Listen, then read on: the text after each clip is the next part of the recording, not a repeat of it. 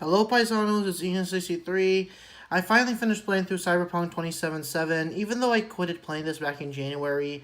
That same month in January last month of this year, I picked the game back up again, and I was able to finally beat it by, staying up a few,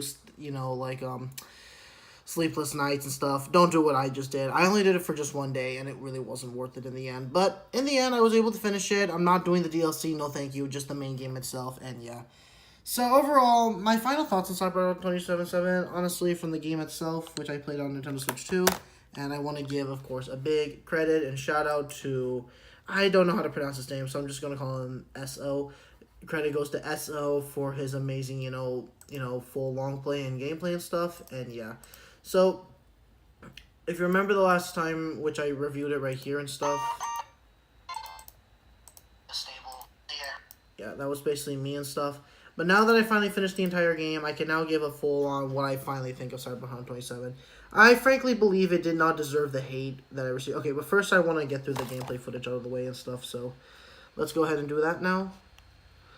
So, here is the beginning of the game, where I first started and stuff, where I had this, dystopian light and stuff, or utopia light, I'm not sure. I think it's dystopia. And it starts in this robot area. And then, of course, then obviously we get meet up with this guy and stuff who tried to kill us, but now he's our friend. Okay, basic GTA stuff. And then we have these typical strip clubs, exposing corruption of government, rich versus poor, and syndicates, AI, robot, cyber, and stuff. And then, ironically, right here where I was in 2 hours in,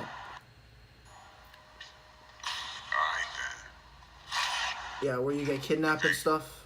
Remember our first comp? Yeah. Oh, and before I start, I was actually playing the male version of the V character, not the female, because I usually prefer playing as usually the male characters and stuff. I do sometimes play female characters and stuff, but usually for this I want to pick the male character. And ironically, they show the title here. I'm not sure why in 2 hours in, but yeah. And then after that, it was so long, honestly, but there was obviously the John Wick cameo. In some ways, Night City never changed. Yeah, I guess what he says. Shouldn't you be back in John Wick, man?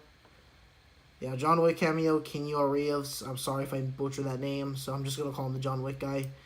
And we have the school highway section where it's fun to drive and stuff, although it's a very floaty and janky physics.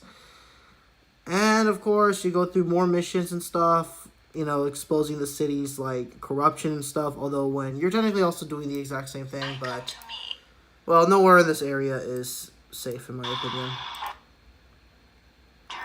And then, for some reason, this went from California to now Arizona or Nevada. I think this might be Arizona. It reminds me of it. And already in hours, and the 6-hour mark I was in. Take a wild guess. Is everything good? Complicated. And, yeah, basically. And you shoot again with this new gun. And then you get backstabbed in some way? I don't know. You're in some rich government office or something. And of course, these creepy robots. Jesus Christ, I don't like these robots, how they look like human. Then, with another corruption here. Oh, I don't know if this is corruption. I mean, maybe they might be your ally, but they'll probably be corrupted soon.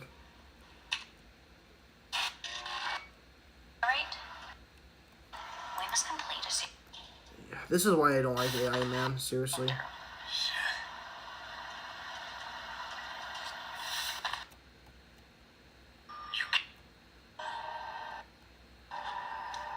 And then at 9 hours in, I was in the final hour.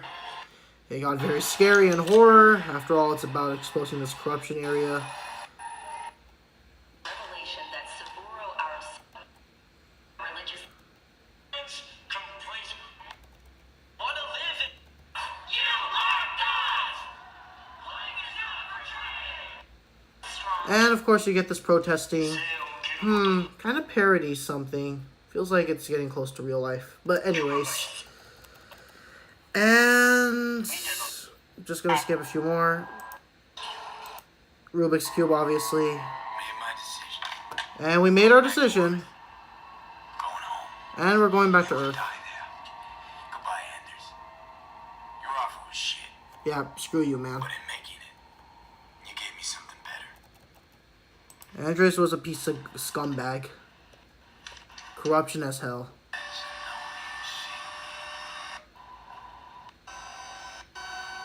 And this is us V. And 9th hour in. The final hour. There's Earth. And yeah, if you play the DLC, then I think there's more story. But this is, I'm just gonna pretend the story ends here and stuff. But yeah, here it is. The story ends here. And yeah. And that was Cyberpunk 2077. And that was Cyberpunk 2077. I already said that before. Credits roll, and yeah, that's basically it. And yeah. So overall, this game took me 10 hours to complete, honestly. Although, in reality, it felt like 500 hours because of just how long this game was getting. But if I had to be honest with you, honestly, with this game, I don't think it didn't deserve the hate it received, honestly. I actually, in some way, enjoyed it, honestly. But I wouldn't say this is a game I would go back and play again, honestly. I think at most, I would give this game, if I'm going to be honest, either a 6 out of 10, probably. I know that's a pretty odd score, considering I don't think this game isn't as bad as everyone says it to be. But if I'm going to be honest with you, I think at most, this game didn't deserve the hate, honestly. It should have been, honestly, been polished like this since, like, with the DLC. And honestly, I think it should have been delayed for 2022, 2024, or maybe this year and stuff. And not rushed so badly and stuff. It's still a great game, don't get me wrong, I enjoyed it. But at most, it's getting a final score 6 out of 10 for me. I enjoyed it, but I will never play this game ever again. And I finished the ending, and I love the credits in the ending, where you stare in the space, galaxy, cosmic, stars to see your Earth ready to go back, head back, and say goodbye and farewell. And I love that. I love the ending. The ending was great. It made it up for it. But overall, I give this game a 6 out of 10. It's not a horrible game.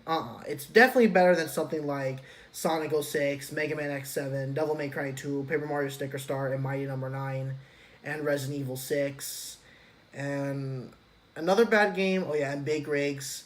It's definitely better than those bad games, but it's not an absolute outstanding, great, amazing 10 out of 10 or 11 out of 10. Absolutely hell no.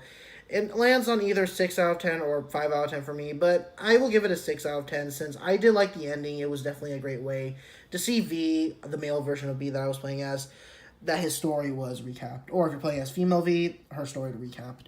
And it felt good to finally, finish it, and yeah. But anyways, this was my review on Cyberpunk 2077. So overall, farewell Cyberpunk 2077. I give it a 6 out of 10.